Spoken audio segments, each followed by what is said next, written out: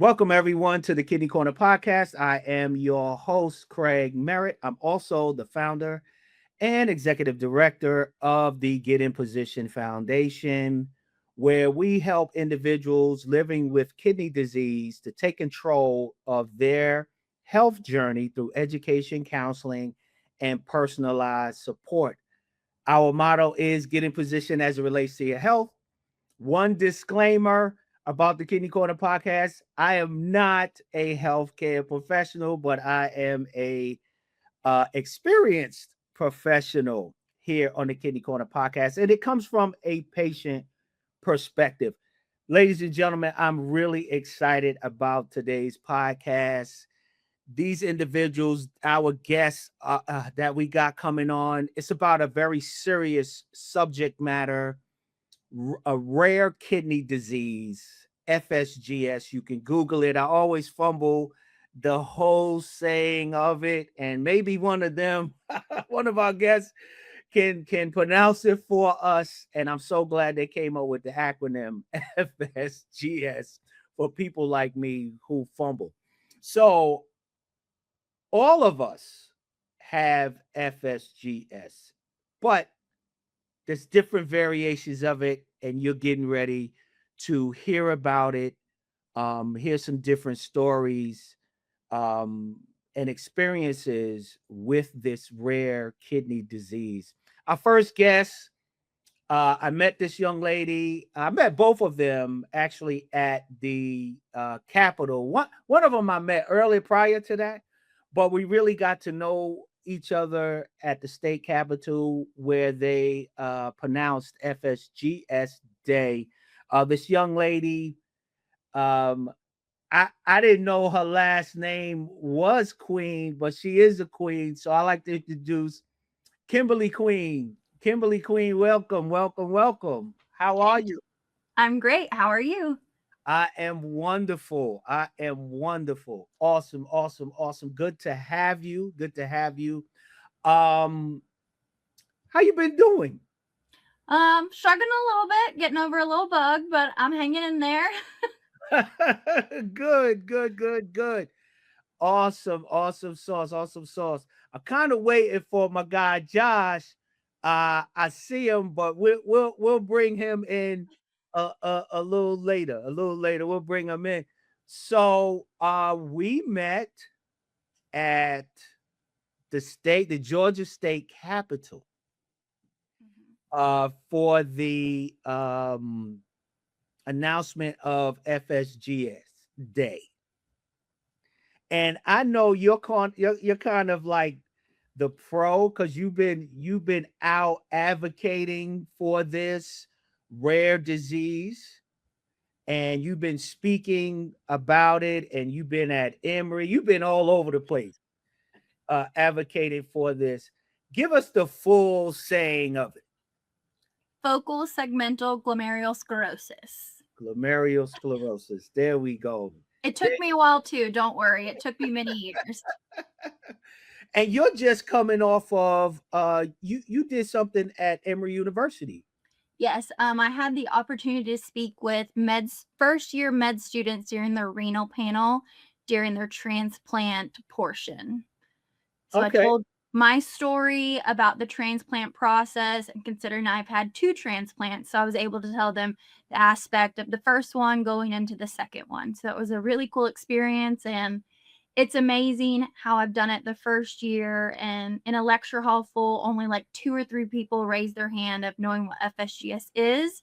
And Wow. now the whole lecture hall raises their hand because their professors are speaking on it, speaking on many things, knowing about genetic causes and stuff like that. So we've come a long way, and it's pretty amazing to witness for myself. Awesome. Awesome. Yeah. So let's give the viewers just a little background and go back into your story about this rare kidney disease, and how did it come about for you? When did you learn of it or about it? So I obviously knew nothing about kidney disease. I was 25. I had started my career teaching. And at the time I was teaching pre-K and I had developed bronchitis. And so I was going to my primary care doctor for a simple follow-up. And I'd also noticed I had major swelling in my legs. And I was like, well, let me bring this to her attention because this isn't normal, because it was what we now know as pitting edema. And I brought it to her attention and she immediately said, let's check your urine, which I feel like I was a very lucky one that my doctor immediately was like, something's not right. Immediately saw protein in my urine and referred me to a nephrologist. And in that time, I was teaching pre-K. My eyes were being swollen shut. And so I didn't have an appointment with my nephrologist for about a month because, unfortunately, they're hard to get. And so I went to his to his home office, which was in Atlanta. I didn't wait for a local appointment because I was having to miss work because my eyes were swollen shut. And that's when they diagnosed me with nephrotic syndrome because I had the swelling, the high blood pressure, and the high cholesterol. And they're like, well, let's figure out a little bit more. Here is biopsies and blood tests. Let's see what else we can get. Well, before I could get that done, I ended up developing pneumonia, which put me in the hospital. And I actually got a new doctor who did all the blood tests, the ultrasounds, nothing came back. And so well, let's do a biopsy while you're here. And that's when I got the diagnosis of FSGS in 2012 at the age of 25. Wow. Yeah. Wow. So the early onsets was the swelling? Yes. And what's crazy to me is I can actually look back and see in past pictures, past things where I was swollen and I just thought it was salt, or I'd ate too much salt that day, or it was just a heavy day. And I'm pretty sure it was always probably FSGS, and no one just ever caught it. But at this point, my legs were just so swollen that I could barely walk, and the pitting edema, and that's what made me talk to the doctor about it. Now talk about the other diagnosis, the pitting edema. Talk about that. What is that? Because I have no idea what that is.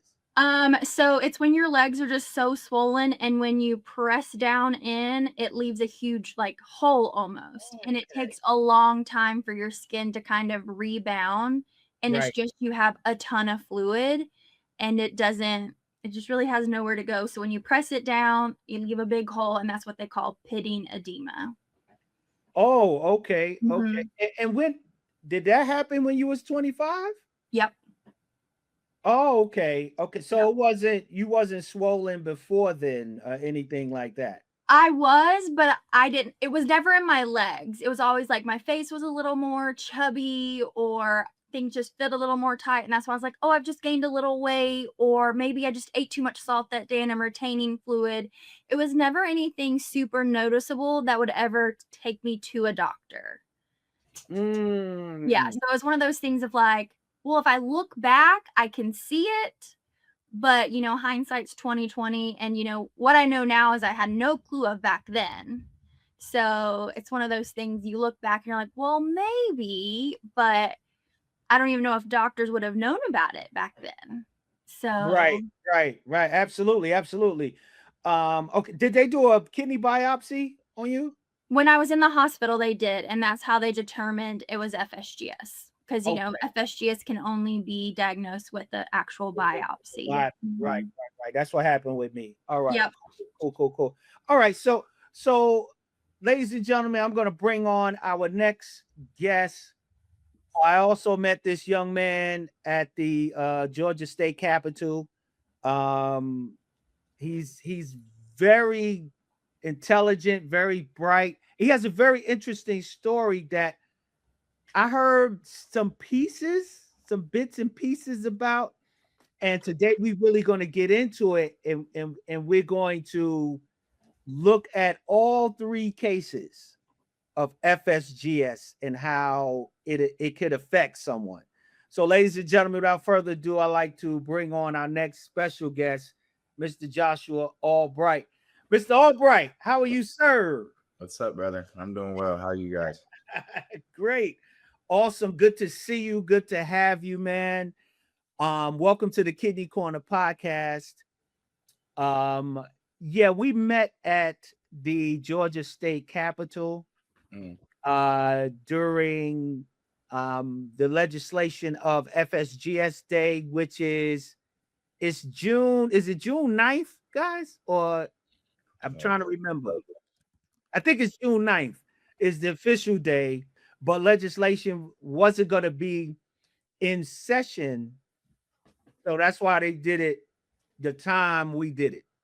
So tell us a little bit about your story, Josh, mm. as it relates to FSGS. Okay. So for me first, I was diagnosed very randomly. I think I was 17 years old, about to turn 18, getting ready to graduate high school. It's graduation time, so you guys all know that is, hanging out with your friends. Yeah. You graduated, you guys trying to find the next thing to do. You're not worried about nothing else, but where's the next thing to do that's fun? And I remember my aunt happened to in that moment she had given a kidney away to my uncle's brother, her husband's brother, and we just stopped by her house really just to check on her and see how she's doing. And she happened to have a blood pressure machine laying around the house so that she could monitor her blood pressure after uh giving her kidney away. And my cousin was playing with it. My little sister played around with the blood pressure machine. And then I put the cuff on my arm, and my blood pressure was extremely elevated. At that age, 17 years old, I honestly didn't know what blood pressure was, what it meant. And I knew in that moment I felt fine. So it didn't bother me.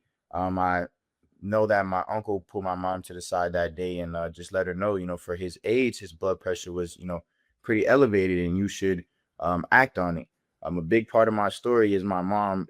She is like superwoman when it comes to my story. She's been my nurse, my nephrologist, whatever. She's been there. Shout out to mom. Shout out to mom. 100%. So I remember the next day kind of came around, and I tell the story like this all the time because again, graduating college, thinking of the next thing to do. I'm about to get in my car to go hang out with some friends, and my mom calls me and she's like, "Hey, your dad's about to take you to the doctor," and I was like, "Nah." Like, I got something to do right now. I can't go. We can go tomorrow. And she's like, no, like, you need to go today. And then my dad brought me, and I was just at the ER and I was like my first visit ever being introduced to this whole journey. And I remember the doctors took my blood pressure again, and it was elevated. And this was the first moment I realized that, maybe something could be going on because the reaction on their face was just, this level is too high for his age. And they actually held me there until my blood pressure got a little bit lower.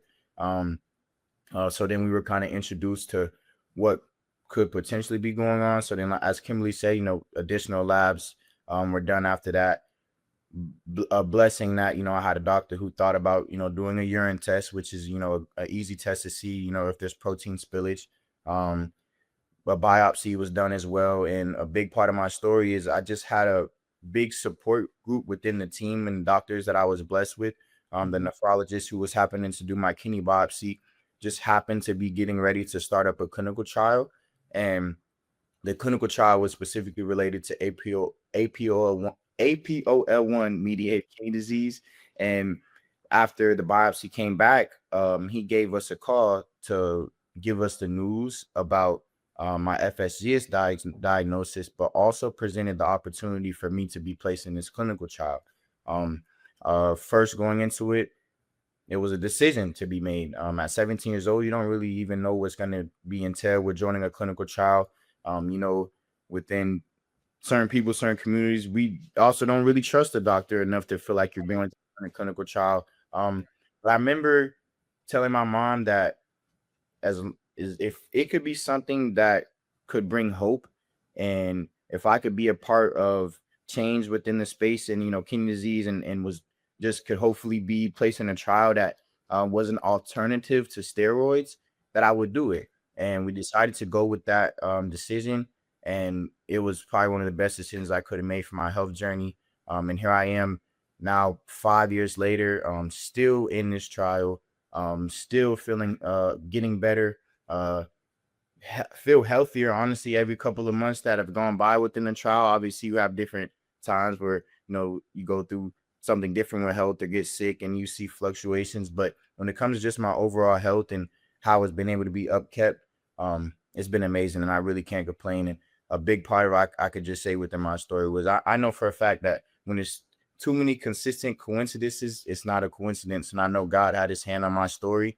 And I'm blessed now to be able to not only share my story, be healthy enough to share my story, but see why advocacy is so important in this space. Because, you hear so many different stories from different patients, and we're lucky to see, as time has gone on, there's new medicines, there's new treatments, new ways that FSGS can be attacked, and we can combat this disease. And I just think it's amazing that we have outlets like this, the Kidney Korner Podcast. It's great to see 3 patients here together just talking about FSGS. So, that's my story, and I appreciate you for having me on here. So thank you, brother. Absolutely, man. God bless the both of you. And I will say, for one, that all 3 of us were very, very fortunate. I'm listening to you guys' story, and I'm reflecting on my own.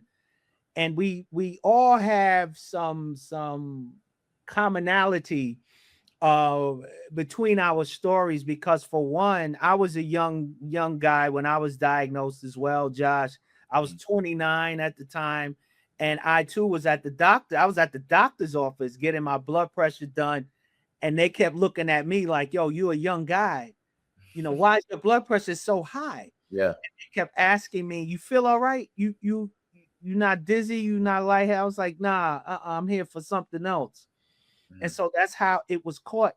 And to tie it all together, we all had doctors who had a concern and saw the red flag, because I'll tell you, I went to the doctor because I had a cold, and it was lingering and I couldn't breathe. I had congestion. I was very nasally. And again, when you go in, they take your vitals, your blood pressures were through the roof. And the doctor came in, and he didn't even address my cold issue. He addressed my blood pressure issue, and immediately said, "I'm sending you to a nephrologist." Immediately. And first I was like, "Okay, who is that and what is that?" Right. I had no idea what a nephrologist was. And why are you sending me there? Once you explain to me that's a kidney specialist, what that got to do with my nose? I can't breathe. Right? How does the two work? Right. But he again later explained that your kidneys regulate your blood pressure, and it was alarming. So, ladies and gentlemen, you are witnessing and looking at 3 miracles, 3 blessed people, fortunate individuals, because not everybody gets that type of healthcare provider. Mm-hmm. Would you agree? Yep. Who would see it and say, "Hey, let's go with this. Right. This is not good." So I strongly believe it was a purpose involved, so we can get to today. For sure. That, We can get to today. So very different stories between the 2 of you, and all 3 of us in that manner. And Josh, you mentioned something. yes, sir. You said something very, very key, especially in the African American community. Mhm. And we got to talk about this. Yeah. That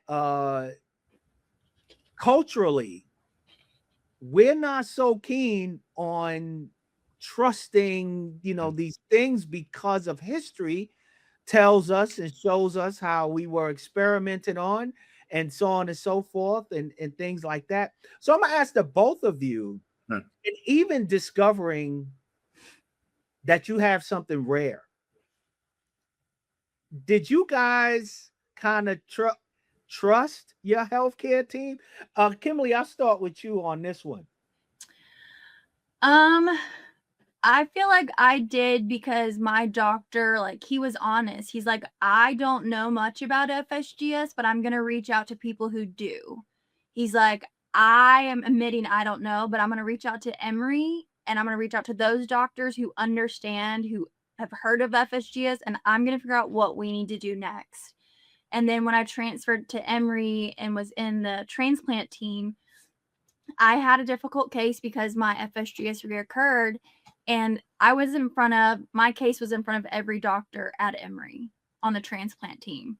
So, I mean, I felt like she was doing the best she could with the information she had with what we were given. And so, and my doctor and I, like, we would have conversations, be like, well, I've heard other patients do this, and we could have that conversation and bounce ideas. And she's like, well, let me talk it over. Let me think about it. Sometimes she would go with it and sometimes she wouldn't. So I felt like we had that trust that I could, with both doctors, I could trust him because he admitted, he's like, I don't understand this. Let me reach out to someone who does. And then my second doctor to be like, I want what's best for you. So let's have this conversation together. And I mean, she even admitted, she's like, there's not much we can do. We're doing what we have. Like, what we have, we're doing the best we can. And honestly, that's all I could ask for.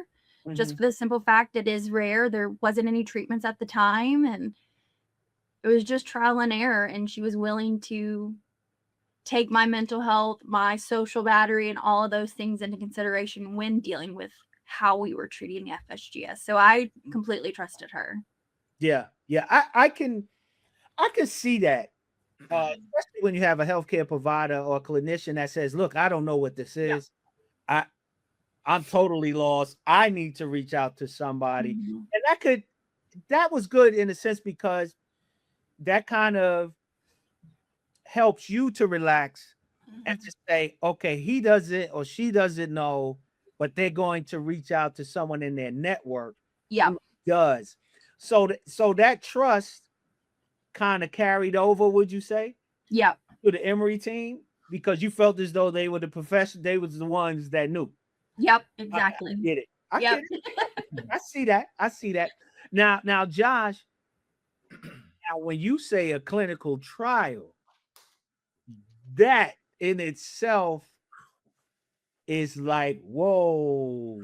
Right. A trial, like y'all trying. Right.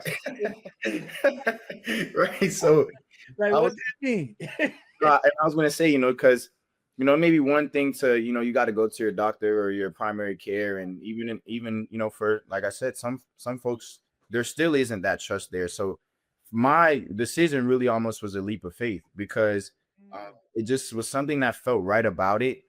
Small little moments. Again, the doctor who performed the biopsy was also running the trial.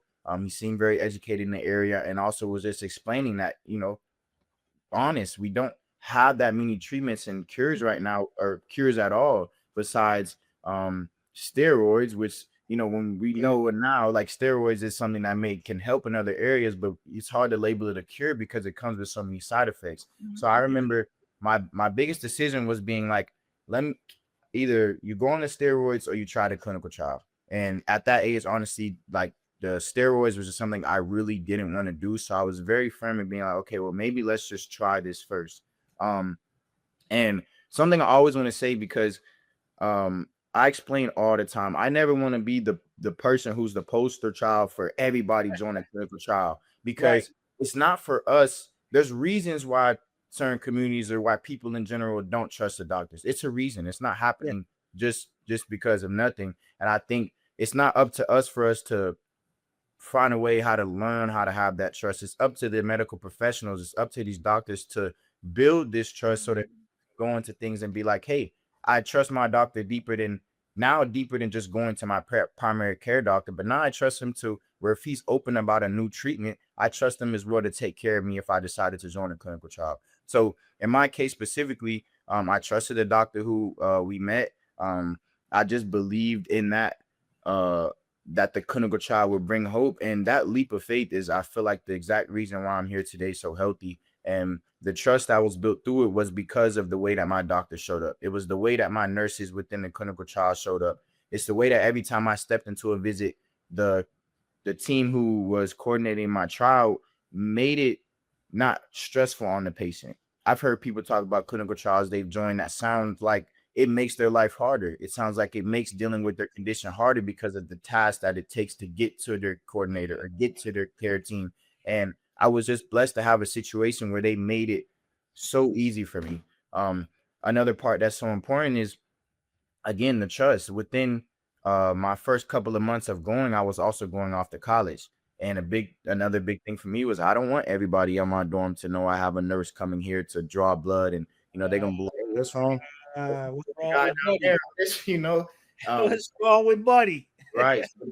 Really, really. So they made it possible for me to have some at-home visits, and I would actually drive home, and it would be sometimes a full day visit. And the nurse that would consistently come was a nurse named Nancy, and she was this lady who, to me in my life now, is like a bonus grandma. She's seen me grow up for the last 5 years. She's done drawn my blood 1,000 times and poked me with all these needles, and she was like a part of my family now, and you could tell she cared so much, and it made me even more passionate about showing up to my visits. It makes patients who will join a trial more compliant with the process if you have this support system. So the trust needs to be built on their side, and I think my story is being able to explain that it's possible, but also to warn people that not every situation you go into will be as lucky, to have this list of people who you can trust within your health. And Right.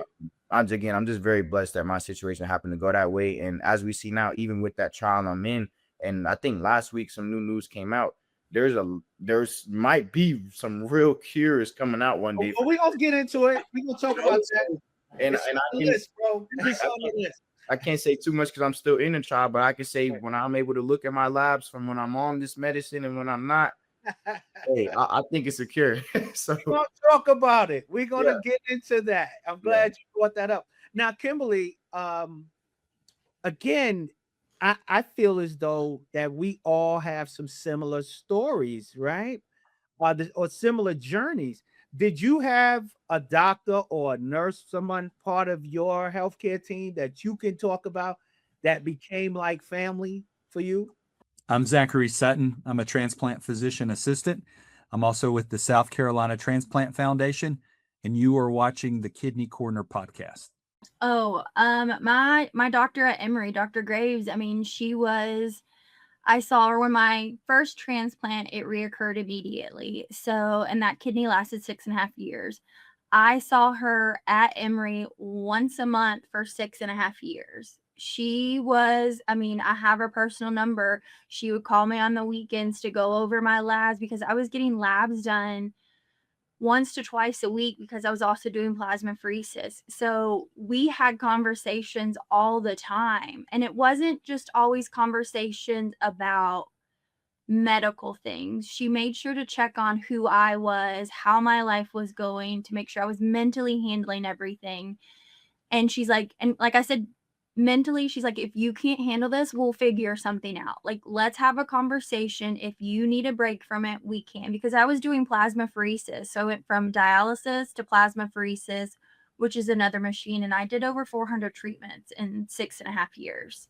Wow. And so she was willing to have these conversations with me. And I mean, she was literally like, we shared recipes and we talked makeup and clothes. And I mean, she literally was like a second mom to me at times. And I trusted everything she says. And she's the one who still, even though I have a successful transplant now and I moved to a PA, that she still invites me to do the med student talks at Emory. Like, she's the one who brings me on. She's like, your story is powerful. Students need to hear this and hopefully push them into the renal field and nephrology and stuff like that. So, I mean, to this day, if I need anything, I know I can call her and she's going to answer immediately or respond back when she can. Like, there's no doubt about it. And I think even 5 years from down the road, I could still call her and ask her a question and she'd be willing to answer. We just had that relationship that was more than just a doctor-patient, and it went further. And so, like, when there was failures with medications, she felt it too. Like, she was just as upset that these medications weren't working for me. So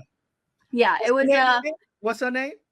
Dr. Sharon Graves at Emory. Dr. Graves. Shout out to Dr. Graves. Yes. Big up to Dr. And Josh, your nurse? It was Nurse Nancy, and then it was Dr. Greenbaum is the one who did my biopsy. And like Kim said, like, that relationship, he was able to upkeep that as well. As soon as I come in, it's funny because He talks to me for about 10, 15 minutes. It has nothing to do with my kidneys. It has nothing to do. It's about basketball. He's, you know, and he's an older guy too. He always tries to relate. You know, I remember this one funny time. I always have this hairbrush I used to use when I was a little bit younger, where it curled up my hair.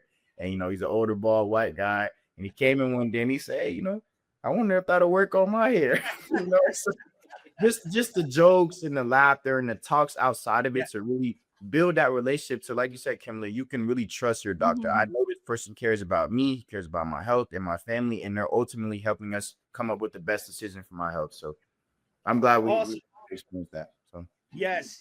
I myself, because I came in on the stage 3 at CKD, and my nephrologist here in Atlanta, Dr. Uma Kumar, she was like she's a little short, small Indian woman, but she became like an auntie. She became like an auntie, and everyone in my family knew who she was. I talked about her all the time, and she really, to me, I believe that woman saved my life. Early on, I stayed on the stage 3 for 18 years. For 18 years, I was on stage 3. Now, of course, I had to do my job. right. Again, to you guys' point, I trusted her. I trusted her. And whatever she told me, I believed it. I did it.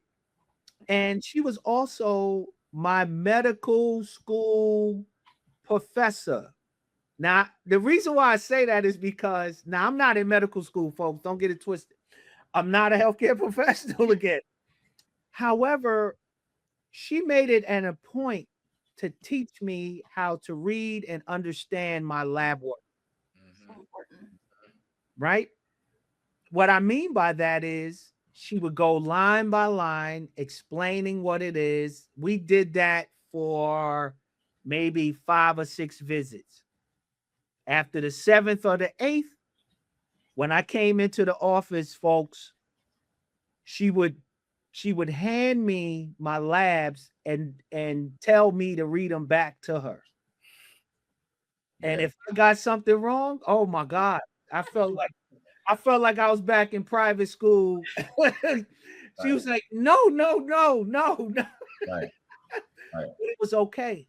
Because guess what? Today I can read them. I can recite. Listen, this is for this, that's for that, and that's for that. But unfortunately, Dr. Kumar, she passed away unexpectedly.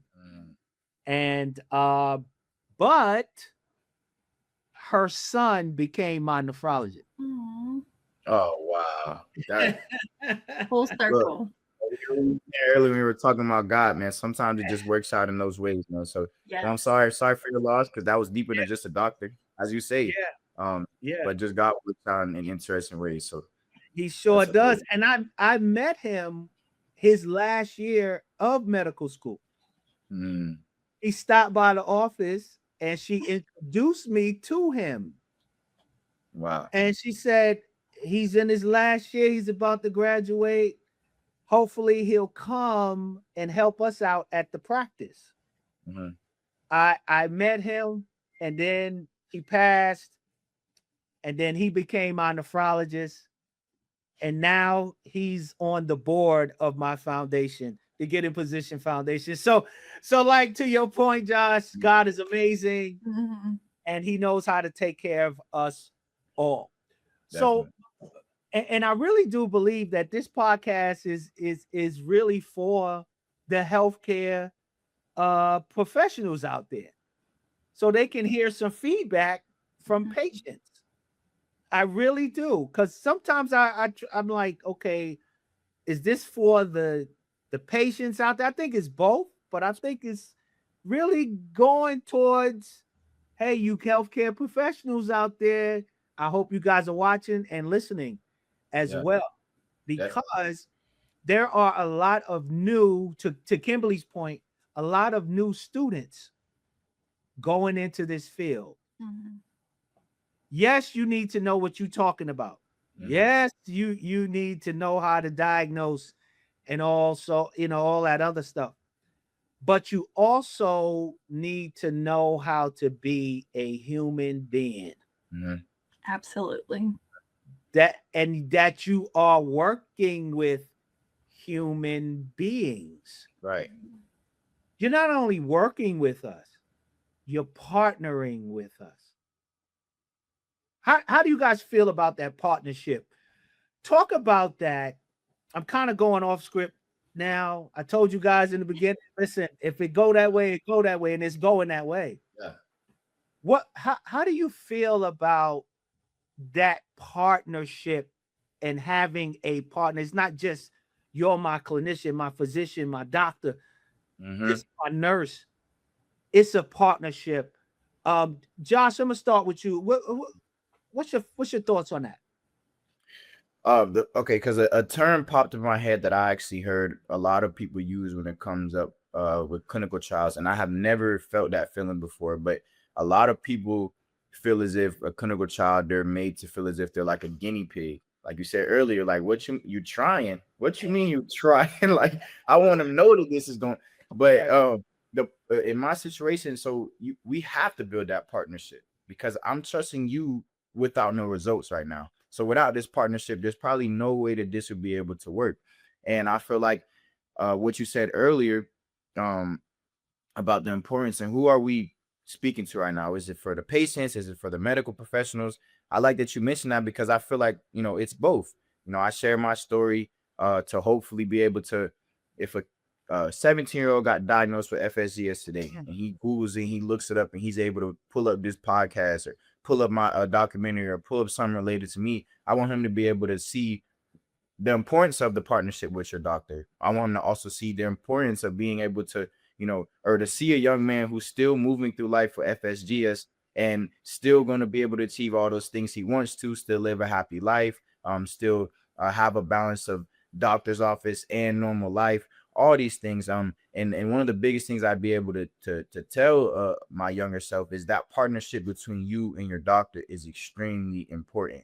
You have to be able to have conversations. You have to be able to speak up when you're not feeling well. You have to start, like I said, you have a doctor who's teaching you things. You have to be willing to listen and then when you go into your week or you go into your couple weeks without a visit, reflect, see how your body's feeling. Notice your certain symptoms and triggers, and then ultimately be able to express it and have that trust within that partnership to communicate it.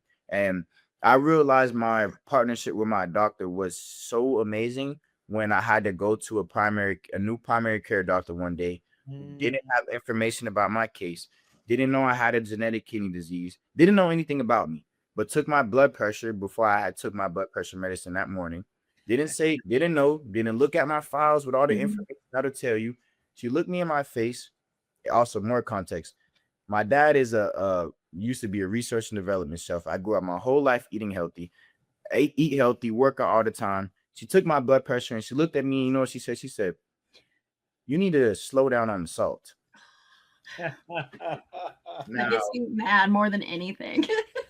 Now, when we talked about this partnership, how many patients, unfortunately, have probably had stories that aren't like ours, who they ran into a doctor who didn't value partnership, who didn't value going out the way to learn more about these conditions they don't understand, who didn't value building that trust. And instead, they ran into a patient, they had their own, understanding of what a blood pressure reading looks like.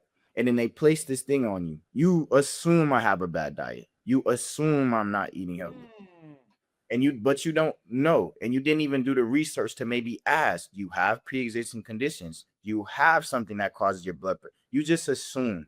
Now, we might know where that comes from sometimes in different areas. And I think that's why I speak up as well, because yes, this is for the patients. I want patients to look at us and be inspired by the fact that we're up here strong enough to talk about it, be healthy, and keep moving forward. But for me, we're not the ones getting paid the big bucks and went to school for all that time to do these things.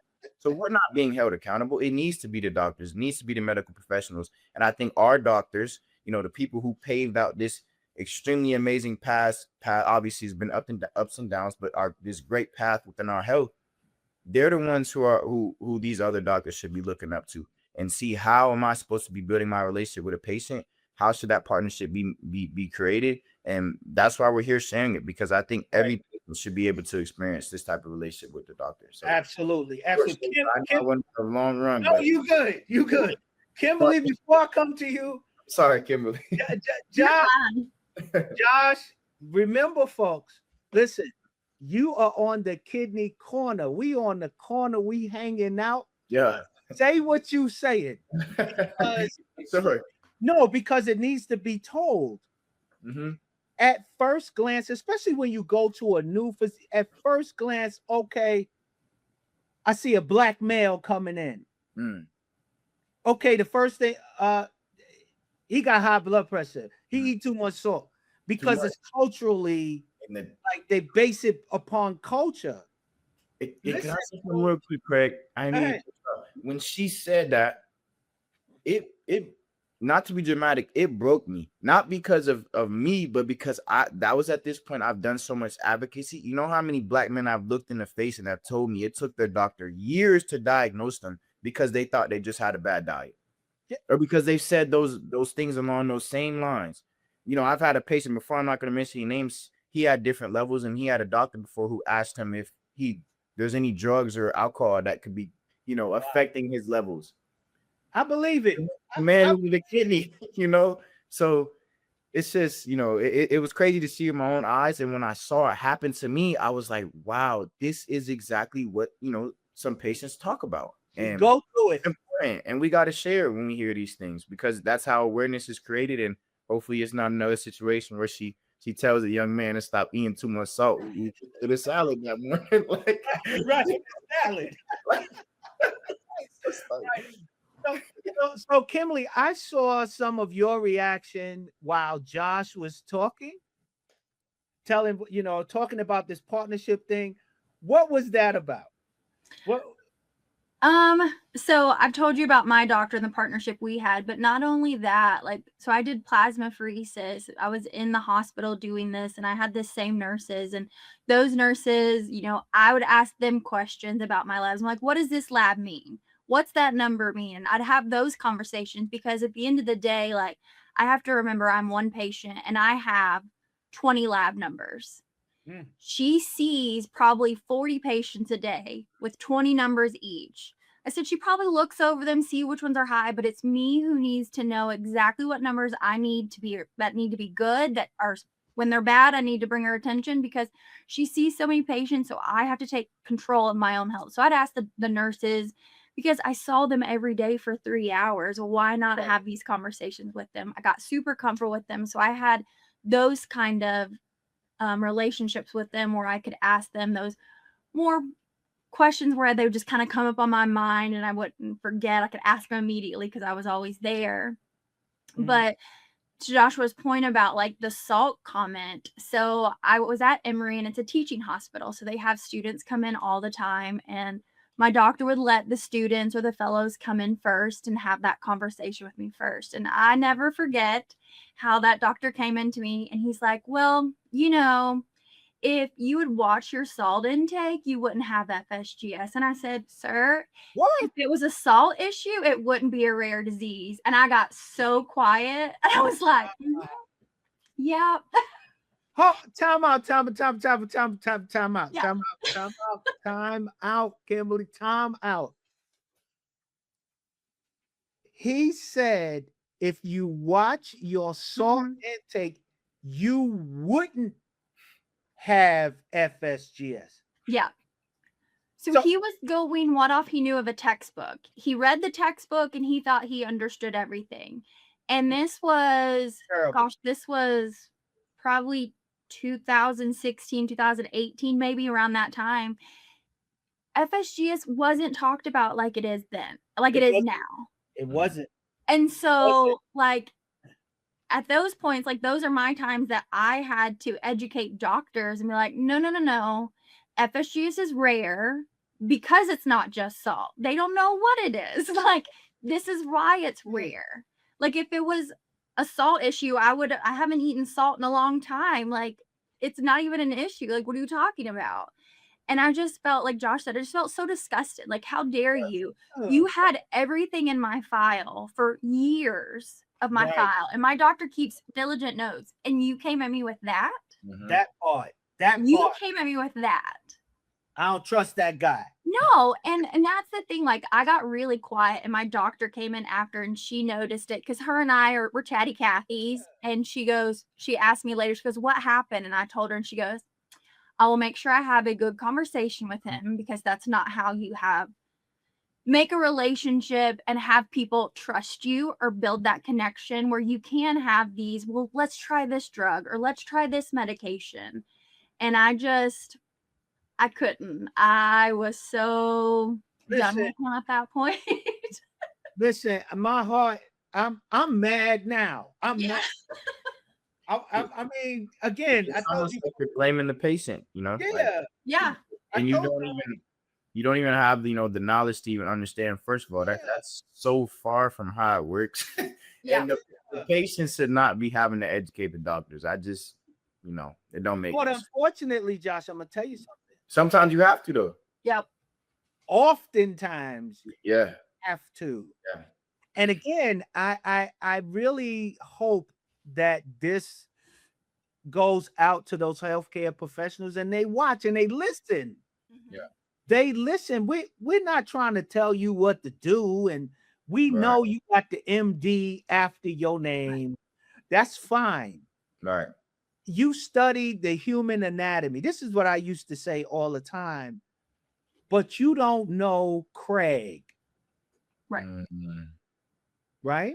I know I got two arms like Josh and like Kim. I got two eyes like you all. I got two ears of my, but you don't know Craig Merritt. Mm-hmm.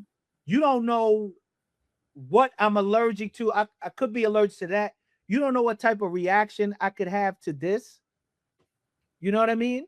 Mm-hmm. So you have to, don't assume right off the top. Again, guys, we got similar stories. Because like I told y'all, Dr. Kumar, that was my girl. Mm-hmm. Well, one day or for one span of time, Dr. Kumar went out of town. Again, she's like my auntie. We talk all the time, like you all said. Your doctors, we talk about different things. We don't even talk about kidney disease.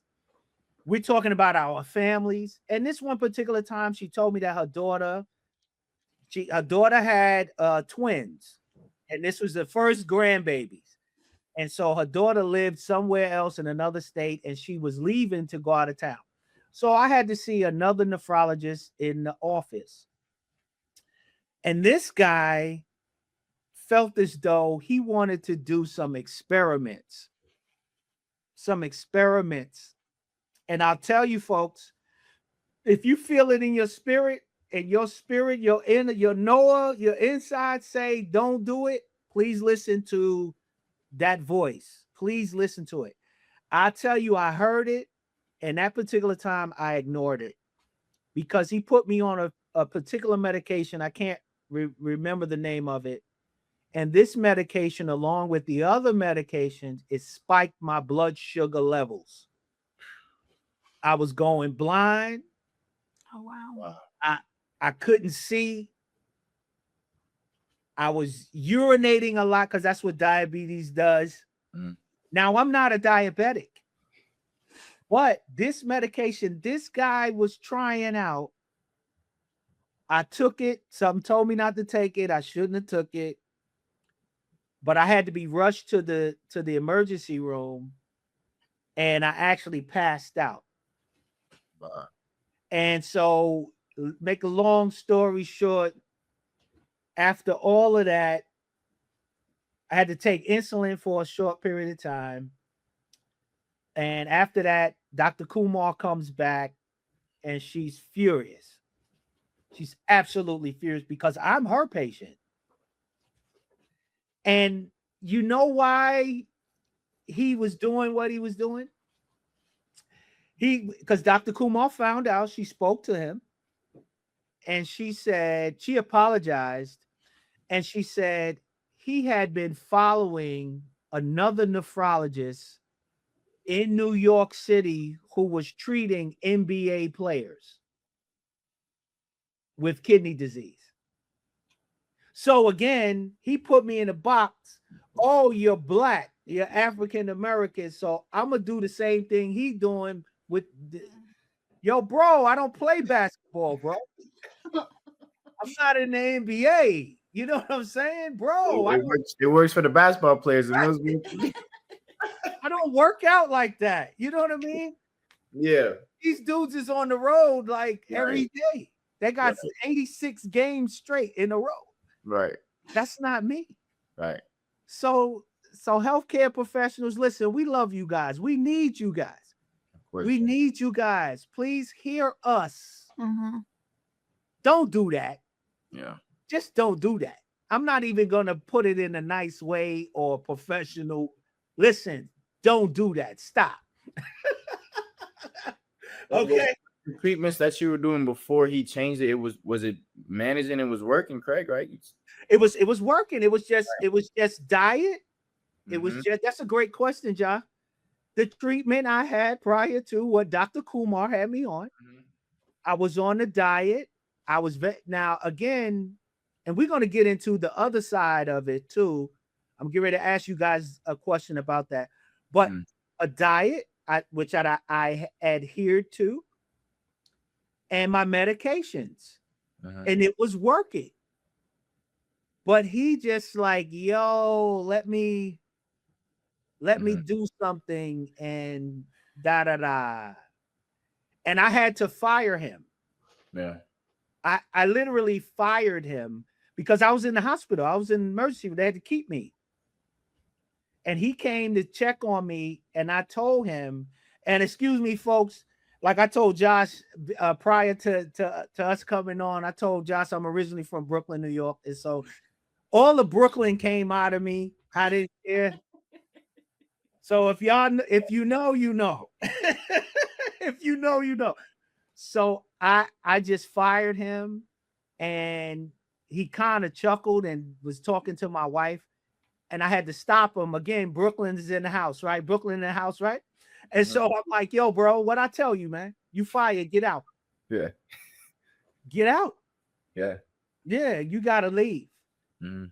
And for my patients out there, don't go Brooklyn, but you have the right. What I'm saying is you have the right to fire and hire your healthcare team or members of that healthcare team. And you can seek out or after other clinicians that fit you.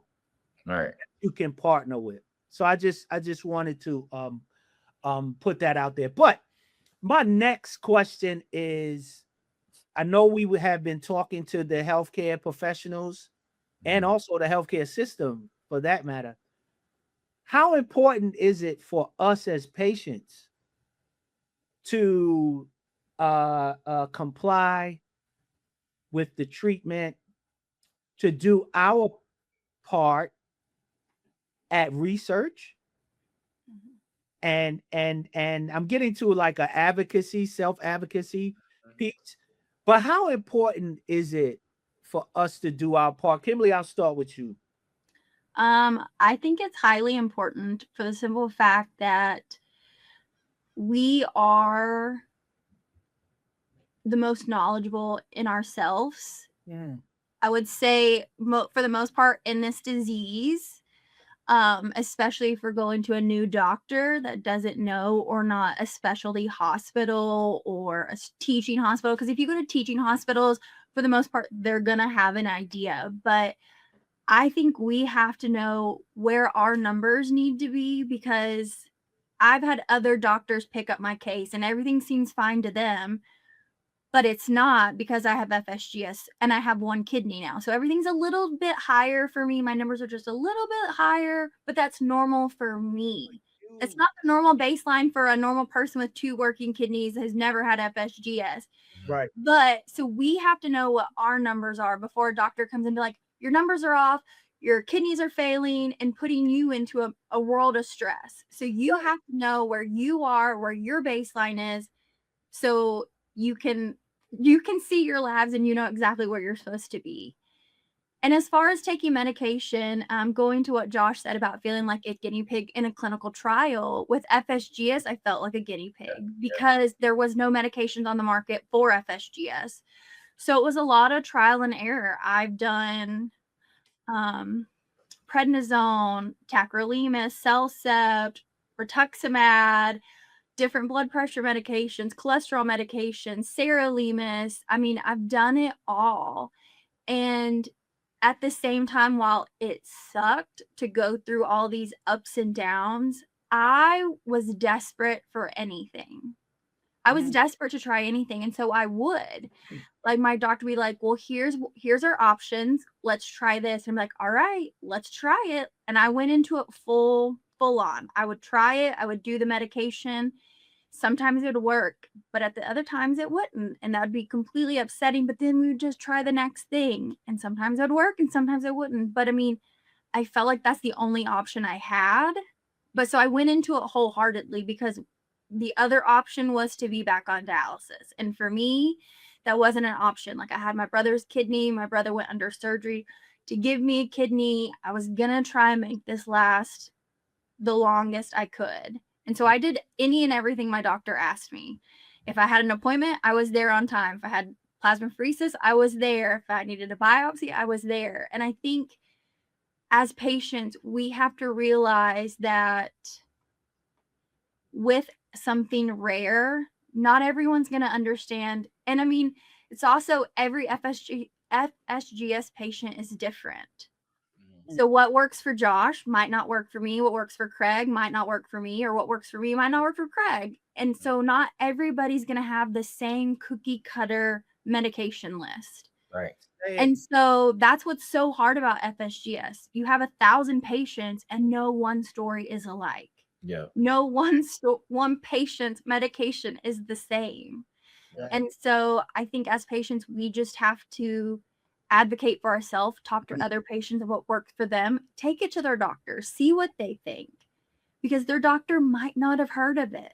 Right. And I think there's nothing wrong with having those conversations and having that relationship with your doctor that's going to be willing to listen to you. Absolutely. Josh, what's your take on it as far as, the patient side of it?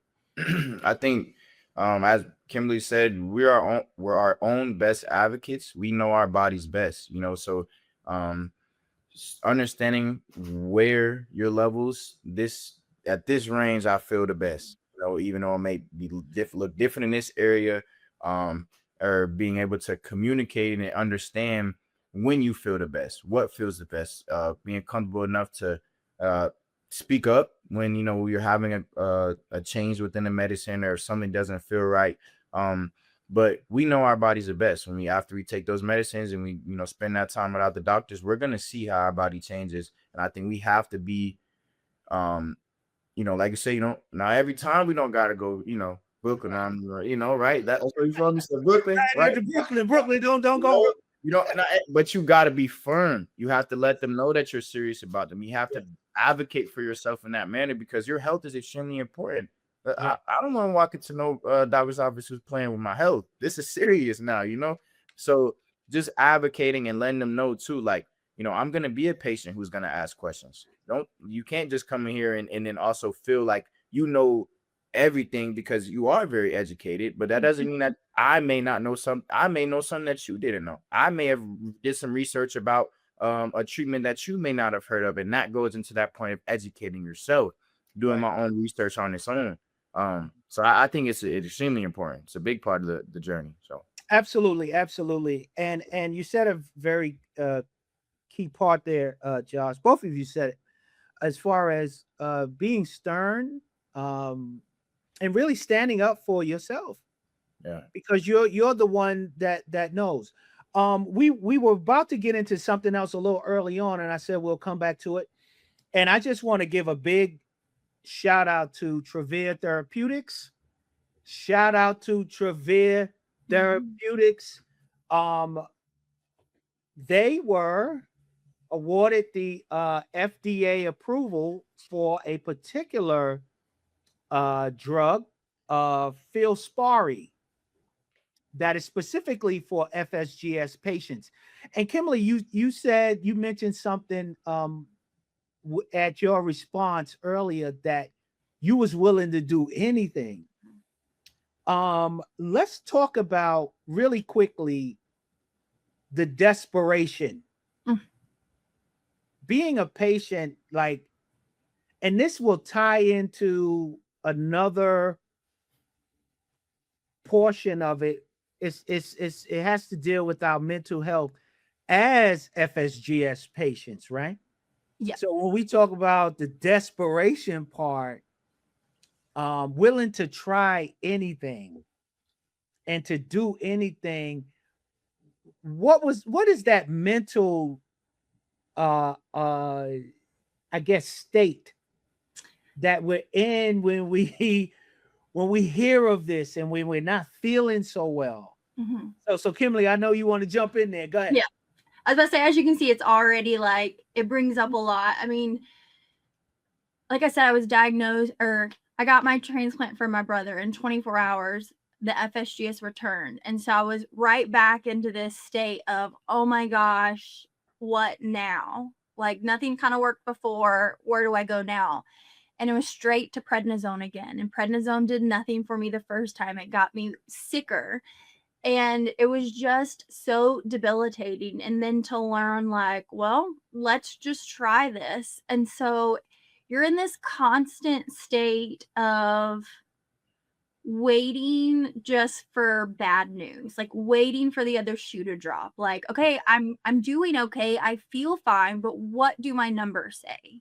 Yeah. And then for me, it was like, so I went to plasmapheresis at Emory, and I live like an hour and a half away from Emory. And if you add traffic, some days it's 2 hours. Oh yeah. So I was spending all my time in a hospital again. So I went from doing dialysis at home from 5 days a week, because I did home hemo, straight back to another machine. And so that was a whole nother thing. Like I thought I was getting off of a machine. I thought I was fixing to live my life. And here I am back on another machine just to help me live again. And then spending all my morning at plasmapheresis and then on all these medications that, you know, kind of made me feel better, but then didn't. It's just so hard because you're trying everything and you're always met with, I don't know if it's gonna work. And I was 28, I think, at the time when I had this transplant. And I just, like when I was diagnosed, I was starting my career teaching and I thought I was going to be able to possibly get back to that. And then here I am at the hospital every day again. And so it was just so upsetting to like not feel the best with the transplant, to be back on a machine, to be like living my life around how I feel on a machine. And it's just so debilitating as a 20-year-old, Right. like who you think you have your life, like the prime of your life, fixing to live everything and do everything. And you're stuck managing, can I even walk to the mailbox today or not? Do I have the energy to even do these things because of the medications, the FSGS? And it's hard to explain to people, like when I was in the active flare-ups of FSGS, of like, I'm tired, and they're like, well, take a nap. And I'm like, but it's not that kind of tired. Like, it's just a whole body debilitating, can't do anything tired, that sleep isn't even going to help. No. Right. And so, I mean, mentally, it was a struggle. Like, I had the best support system who never let me like sit in it, thankfully. But it's still, I mean, when I would get bad news, I allowed myself a day. I said, okay, you have a day to feel sorry for yourself, to be mad at the world, to be mad at the FSGS. Yes. And I said, okay, next day, what do we do now? Because being angry isn't going to change anything. So what's next? Where can we go? What can we do? Right. So That's good. That's good. That's really good. And I believe some patients out there need to hear that number one, it's okay to get mad. It's okay to get angry. And one guarantee, you're gonna get tired. Yeah. You're gonna get frustrated. That's a guarantee. Dealing with anything, right?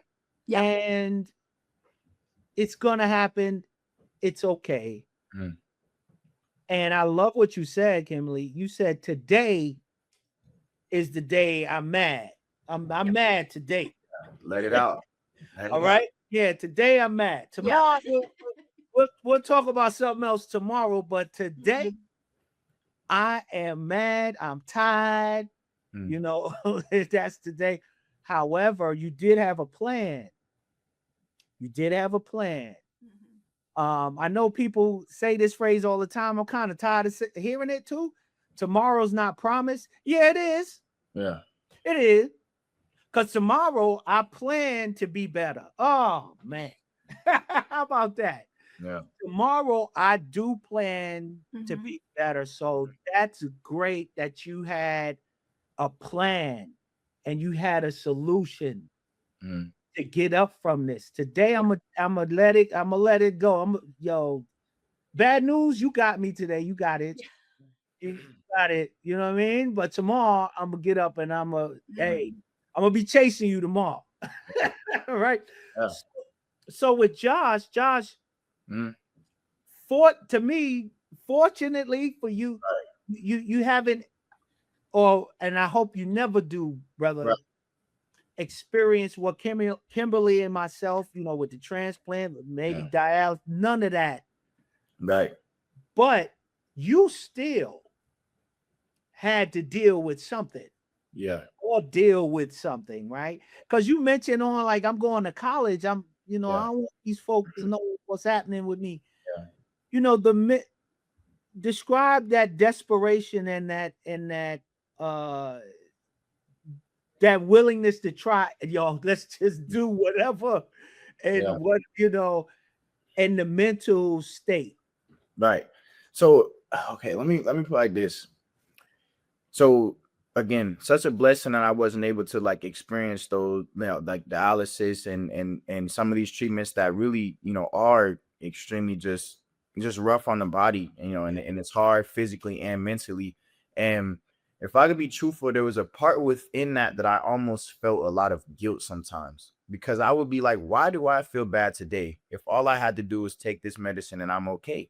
When I know there's other patients who are going through something way harder. So to be honest, it took a long time for me to develop this healthy boundary of being like, okay, let me feel how I feel about it.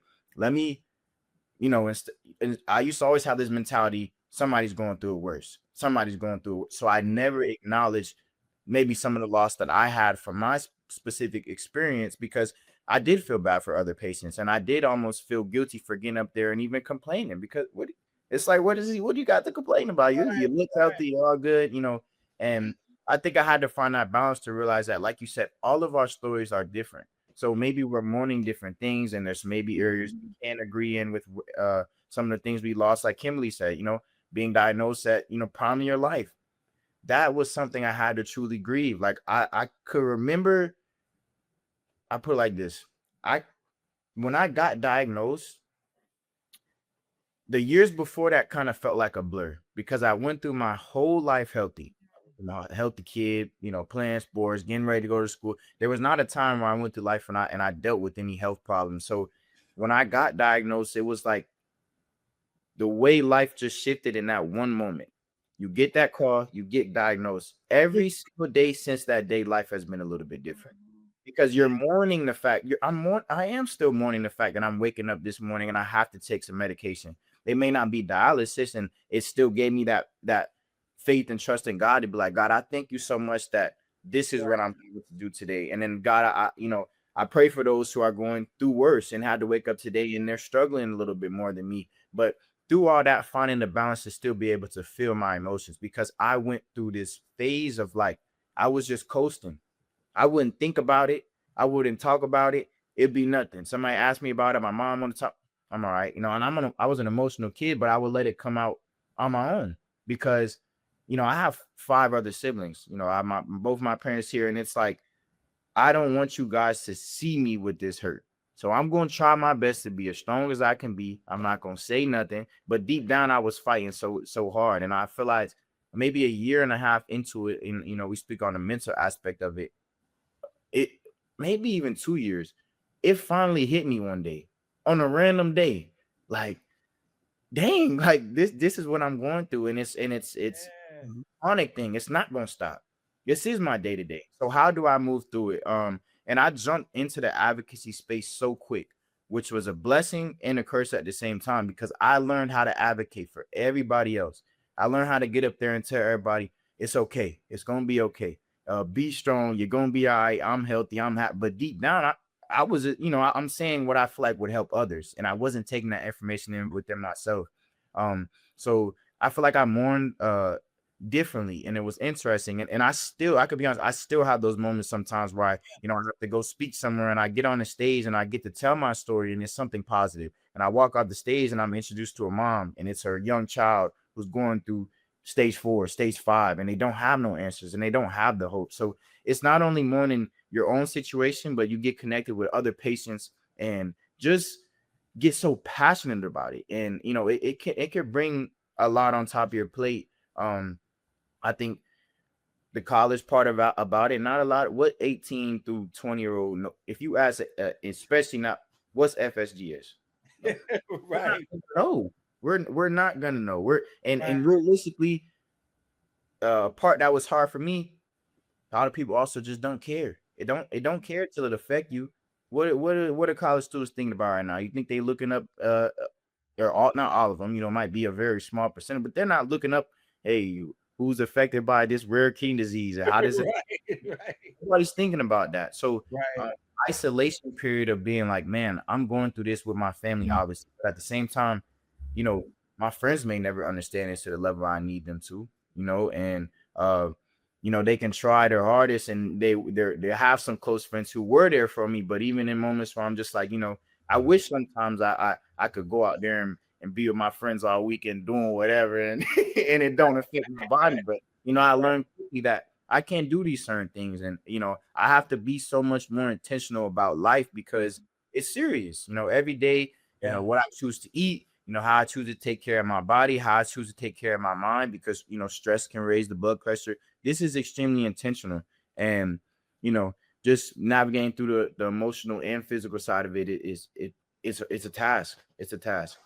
Wow. Listen, folks, we on the Kidney Korner Podcast here. We talking about everything FSGS. Yes, sir. Wow. You both have definitely inspired me. I'm sitting here running through my emotions. I may be nodding like this, but I'm like, yo, whoa, okay. Wow. There's so many perspectives and things that come out of these conversations that you might not have heard before, and not realizing how different patients experience it so different. But we have the certain similarities. So yes, absolutely. And Josh, thank you for segueing into, you already told us what was your turning point where you built up that courage to say, hey, I'm going to tell my story. Yeah. You explain that.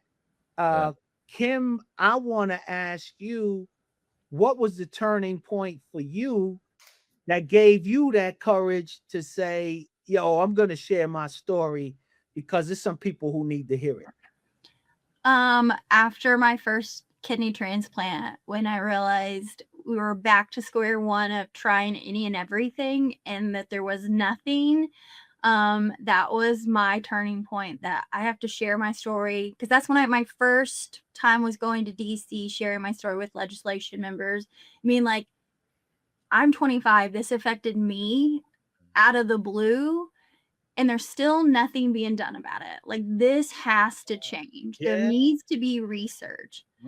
And I mean, that was my turning point, and I've done it every year since, as long as I'm able to. And I mean, we're seeing change. And I mean, I feel like one big thing too is, like, Josh and I have done in DC, we've done Hill Day together, and we worked well off of each other for the simple fact, like, I told my story from 2012 of being diagnosed with given prednisone, and putting me in a coma, making me have hip replacements, all of these things of how bad prednisone is, but how it's the first line of defense.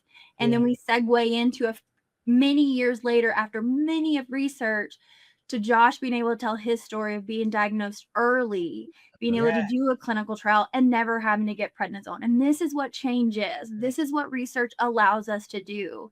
And so to Josh's point about like feeling like he feels bad for other people, like, but you are leading the way for others to get the treatment that you're doing right now. Like, you're leading the way for people like me and Craig, if we ever need it, to have a treatment. And so it's so amazing that you have the opportunity to do a clinical trial. And thank you for me and for so many others for willing to step up and do that, because not many people don't have the opportunity. So just, honestly. Yeah, man. Now, when you mention, you know, the thing with Trevere, it's really happening in front of our face right now. I remember when somebody had sent email to us from Trevere to let us know that was coming out. And I remember, you know, it didn't hit me as quick. I told y'all it takes me a little bit of time to process. But my mom just, you know, she was broken to tears. And it reminded me like how big this is for patients, caregivers, for families who have seen, you know, their loved one go through something like this. And then now to finally be at a point where, you know, these nonprofits and these pharma companies have been working so long to find a cure, to find a solution, and to think that somehow, some way we're getting closer, you know, it's a blessing. And I can look back now today at my decision of getting into a clinical trial, and this was the best case scenario. This, for me, for how it's affecting my life, for how it maybe can affect patients after me. When I sat there and reflected on it with my faith and with what I hope God had in order for this clinical trial to help me and help others, this is the exact way I wanted to go. So here in 2026, you know, it's April, we getting this news. We had FSGS Day, all these things just happening, and the awareness is just, man, I'm just like a loss of words for real. Yeah, you on the Kidney Korner, all of that stuff. You know what I'm saying? Amazing. Amazing. God is good all the time, man. All the time, man. It is truly amazing. Really quick, as we wrap things up, I want the both of you to talk to our viewers out there about the importance of early screening and getting tested. So Kimberly, ladies first, I'll start with you. Man, spot. I think just the earlier you can be diagnosed, the quicker you can get treatment, and the longer you can stay with your native kidneys. And if you can stay with your native kidneys and not need dialysis or a transplant, the better your life is going to be, because you don't have to go on the immune suppression medication. You don't have to worry about all these extra things. So if it's need be, ask your doctor for a urine test, because surprisingly, those aren't part of the normal protocol, which is surprising. Right. But ask your doctor, ask for kidney tests, because a lot of people have it and don't realize they do until it's too late, and they can't do many treatment options. So the quicker you can get diagnosed, the quicker you can talk to your doctor about it, the better off you're going to be at getting the treatments you deserve. Awesome. Josh. Yeah. One, I was going to say, Kimberly, about that urine test. Me, my brother, my mom have been working really, really hard to find a way to make those urine tests like just more of an option for people, and for them to understand that a urine test, you know, quick little dipstick, and we can figure out some, you know, if there's protein spillage, and then people could be led into like early detection. And that's the reason why my story was able to, you know, go this way. And Craig, you talked about being able to stay at stage 3 for a long time. When it's caught in that, you know, area, we can manage it, you know, with diet, with, you know, the correct help from doctors, with the correct medication. And so early detection is extremely important. On top of that, genetic testing. I shouldn't wait this long to mention this. And my brother watches this, I swear I love you. My big brother Jordan was also diagnosed because we decided to do genetic testing. So, and you met him at the Capitol, right? And that's a big part of my story as well, because that really, again, another area where you would think that that's something that you reflect on and be like, man, this is negative. I got diagnosed and my brother got diagnosed. Somehow, some way, that was still a positive in it when God tried to tell our story, because now not only did early detection help me, it helped my brother. Yes. If I never got diagnosed, we would just kept going on, and both of us would just be more and more sick. Right. Progress longer, and then having the trust to decide to do genetic testing, which comes with its own task as well, to realize, I have a big family. I was diagnosed with something genetic. Not only could I be, have a higher chance of being diagnosed with kidney disease, but so could my sister, so could my brother, so could my cousin, whatever it is. And when I got into the aspect of learning the importance of the genetic testing, I would advocate it, or I would recommend it to anybody who's diagnosed with a disease or something related in their health that's genetic, because the big part that I learned about it is that when people understand how much it can help not only their self but their bloodline, the people after them, their family, they'll start doing it.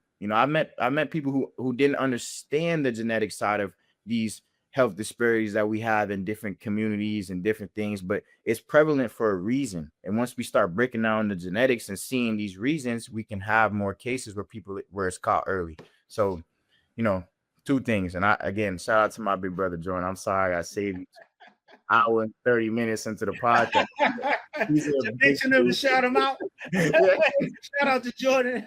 He's a big part of my story as well. And learning how to navigate this space together now. So yes, that's awesome. The dynamic duo we got, what I mean? The Albright brothers doing it. Listen, I really appreciate the both of you for being so transparent and being those warriors, those rare kidney disease warriors out there in the ring every day, fighting. You in the gym, you hitting that bag every day and getting the word out. I appreciate the both of you so very much. In final thoughts, after we've said all that we have said, what is the one thing you want the viewers and the listeners to leave with? Kimberly.